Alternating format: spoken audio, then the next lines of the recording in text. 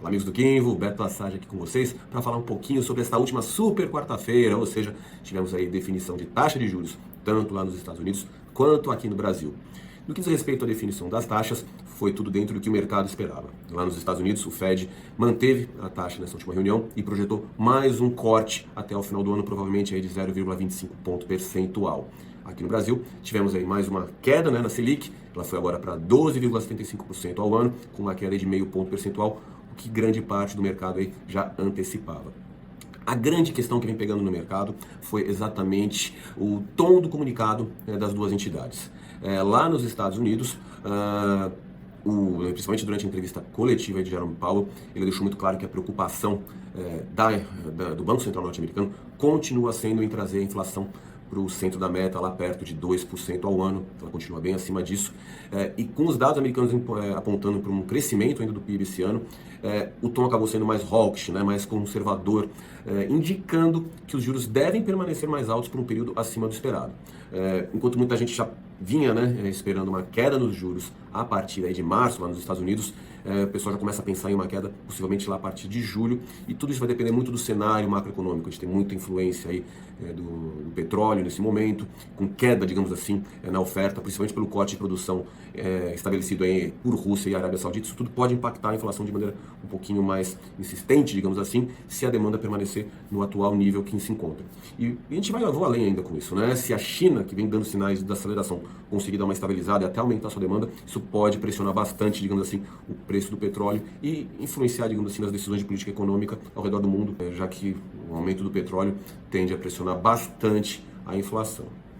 Aqui no Brasil, migrando para cá agora, a gente teve então a queda de 0,5%, como já era esperado, e também o comunicado do Copom deixou claro que se as coisas continuarem do jeito que estão caminhando, é bem possível que a gente continue com essas quedas de 0,5% nas próximas reuniões. Mas ficou lá um tom um pouquinho mais preocupado em relação realmente à evolução da economia, e que também abriu, não digo que abriu portas para subir a taxa de juros, mas deixou, digamos assim, aquela pulga atrás da orelha sobre o que pode acontecer aí nos próximos encontros, tá?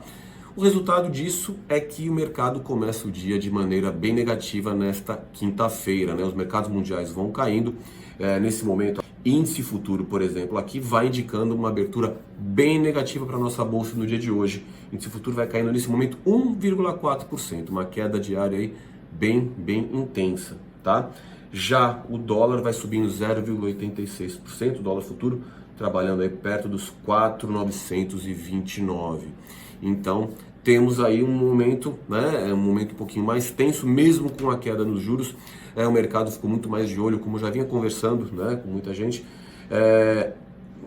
O pessoal estava muito mais atento ao que as entidades iam dizer do que realmente o que iria acontecer nos juros.